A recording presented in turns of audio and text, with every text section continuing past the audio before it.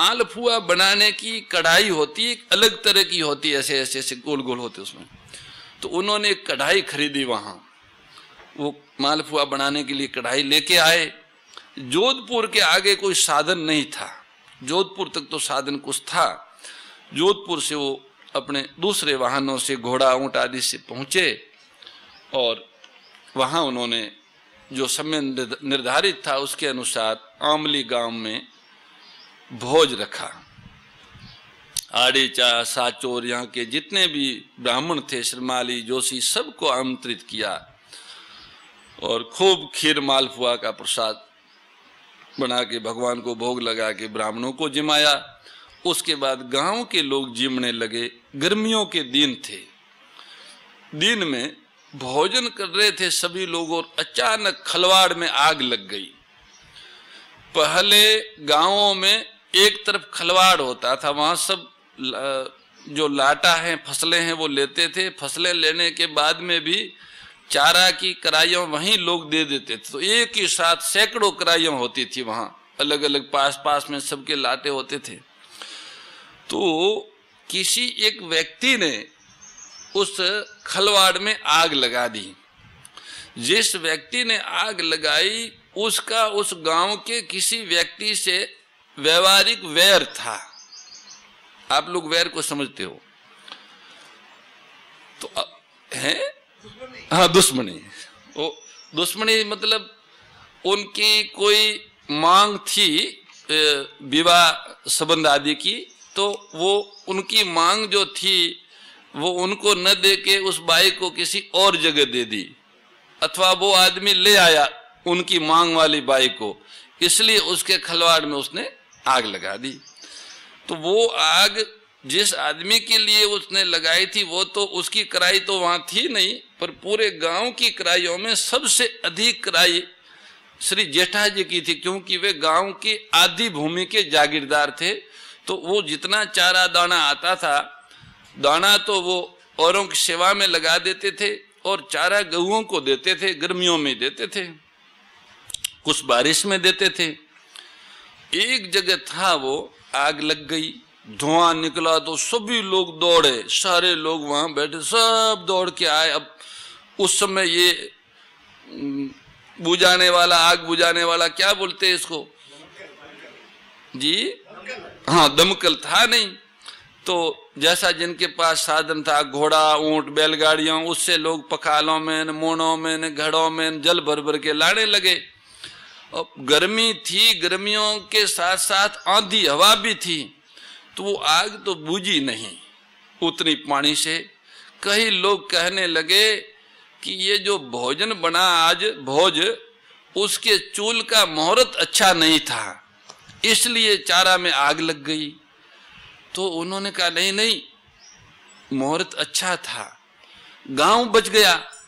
अगर गांव में उस समय गांव कच्चे होते थे, बाड़े कच्ची होती थी पाइयों की, तो गांव में आग लग जाती, गांव जल जाता। मुहूर्त अच्छा था इसलिए गांव बचा है, ब्राह्मणों के पुण्य से गांव बचा है। बहुत सारे लोग थे, पास के गांवों के भी लोग आ गए, पादरी के लोग आ गए और सब लोगों ने मिलके जलते हुए घास चारा में से कई टोली तो थी नहीं, बैलगाड़ियों थी, तो कई बैलगाड़ियों ग्वार की चार उसमें से निकाली। मुझे संख्या याद नहीं है इसलिए मैं नहीं बता पाऊंगा, पर सैकड़ों में थी। उसके बाद में कुछ लोगों ने कहा कि उनके पांवों के चिन्ह ढक लो, तो वो मनाही की उन्होंने कि नहीं नहीं, उनका उसे भगवान ने ढक दिया। ये सब कार्य भगवान की इच्छा से हुआ, इसलिए किसी के ऊपर दोष नहीं लगाना। लोग शांत हो गए। उन्हीं के यहां पर एक दिन चोर आए, डाकू होते ना, वो कभी दामोदर कुंड गए थे, तो वहां से शालग्राम जी लाए थे दामोदर कुंड से, मुक्तिनाथ से आगे दामोदर कुंड है। आज भी वहां जाना कठिन है, हेलीकॉप्टर से जाते हैं तो भी थोड़ी देर टिक नहीं सकते हैं, इतनी हवा और ठंडा है।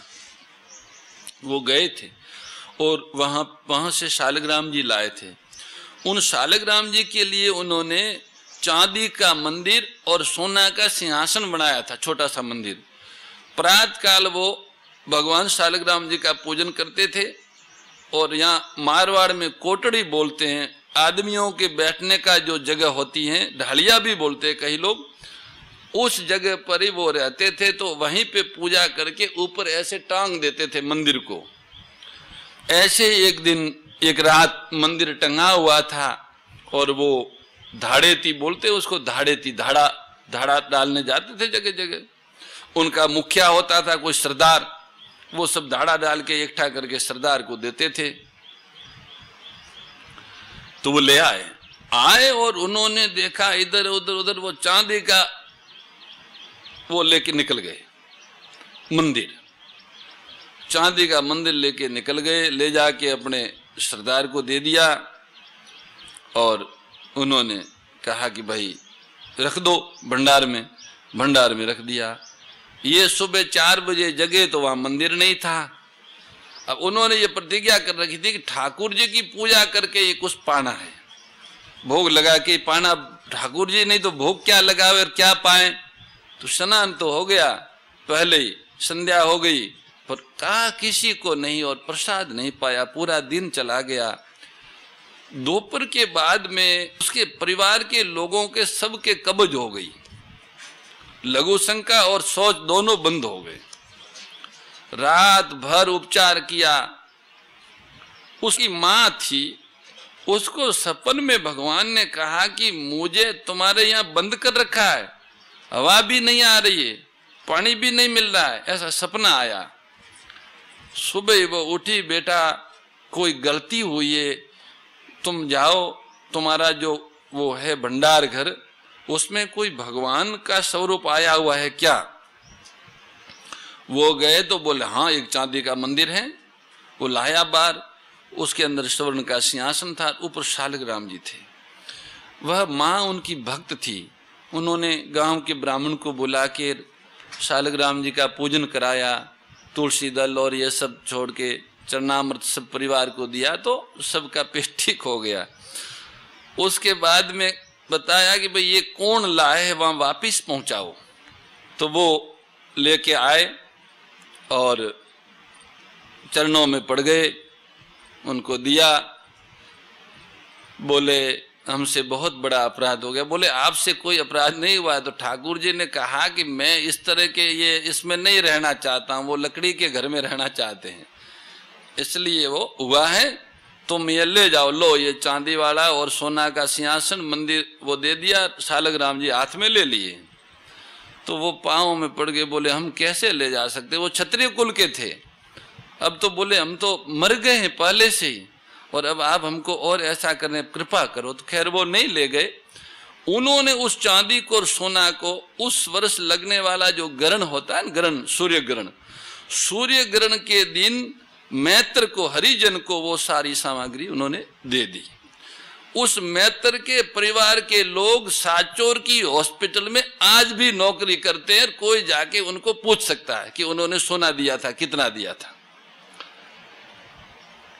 एक दिन उनके यहाँ ऊंट था, ऊंट पे बैठ के, घोड़ा ऊंट रखते थे लोग, तो एक बढ़िया ऊंट था।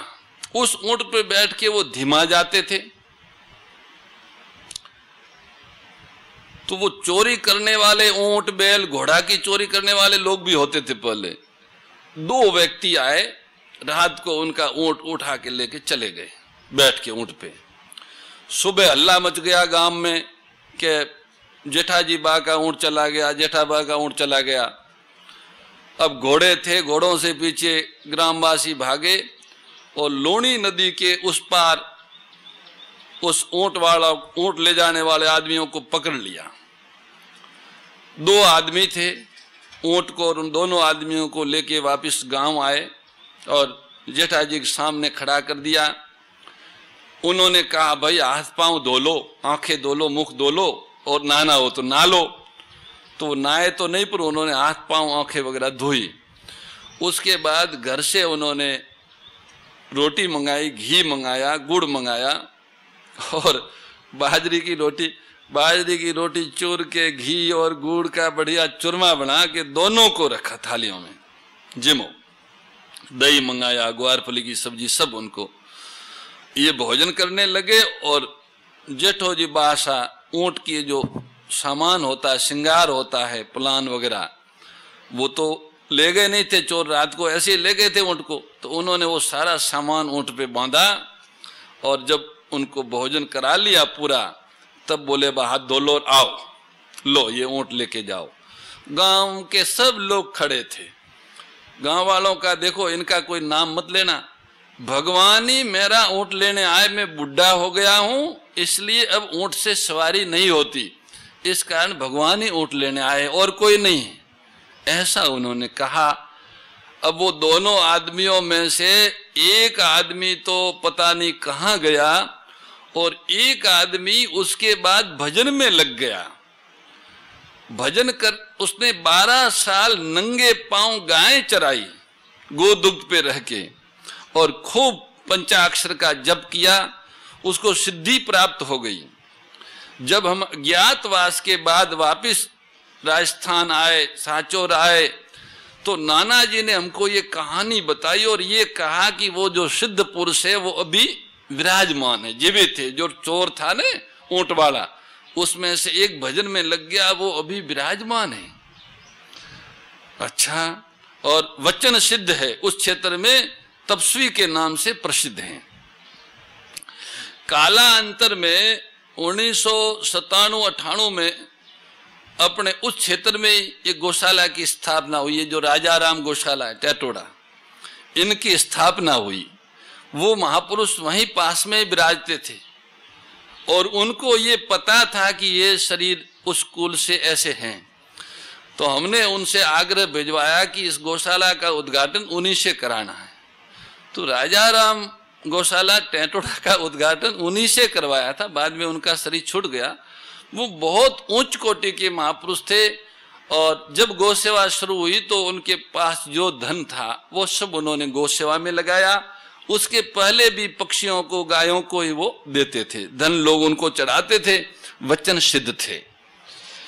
इस तरह से छोटी छोटी घटना होती, बोले भगवान के बिना और कोई कर ही नहीं सकता।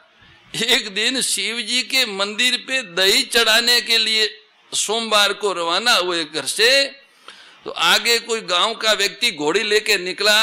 घोड़ी के टच से उनके हाथ में से दही का जो पात्र था, मिट्टी का था, गिर गया, दही ढुल गया। वो वापिस आ गए। बच्चे आए दौड़ के कि भाई, जब वो सोमवार को मंदिर जाके आते तो बच्चों को मिश्री देते थे, तो बच्चे मिश्री के चक्कर में आए। बोले बासा मिश्री। बोले आज बेटा हमको शिव जी ने मनाई की कि अब तुम बुजुर्ग हो गए हो, घर पे ही भोग लगा दो। ये नहीं कहा कि किसी ने फोड़ा आके फोड़ाया।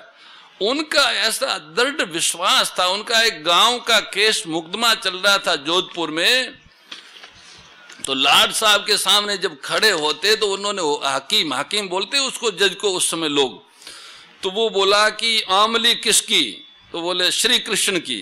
आमली किसकी, बोले श्री कृष्ण की। अरे बोलो आमली किसकी, बोले श्री कृष्ण की।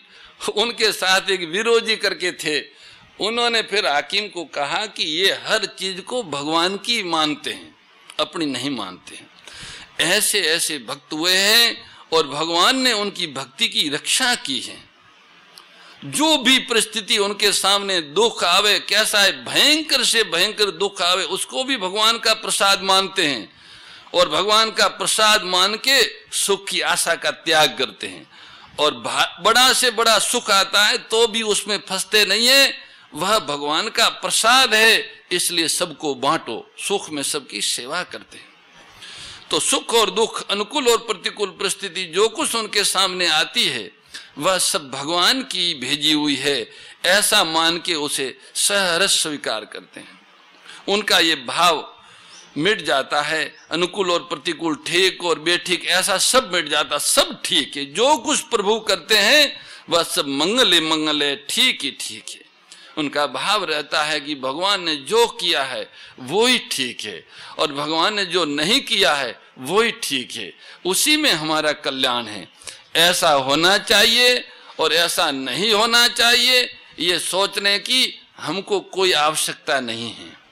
कारण कि हम सदा भगवान के हाथ में हैं और भगवान सदा ही हमारे वास्तविक हित करते रहते हैं। इसलिए हमारा अहित कभी हो ही नहीं सकता।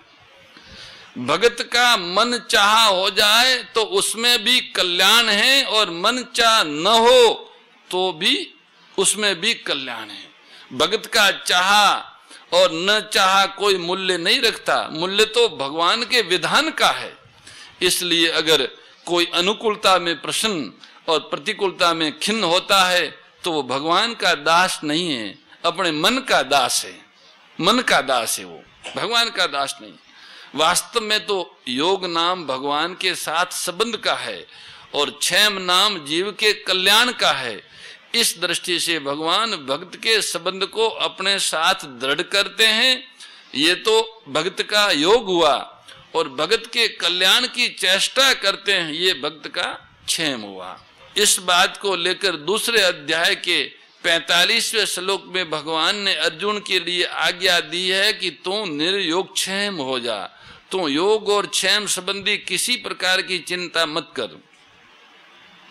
जैसे छोटे बच्चे के लिए माँ किसी वस्तु की आवश्यकता समझती है तो बड़ी प्रसन्नता और उत्साह के साथ स्वयं वो वस्तु लाकर दे देती है, ऐसे ही मेरे में भगवान कहते हैं कि ऐसे ही मेरे में निरंतर लगे हुए भक्तों के लिए मैं किसी वस्तु की आवश्यकता समझता हूँ तो वस्तु मैं स्वयं ढूंढ कर ला देता हूँ।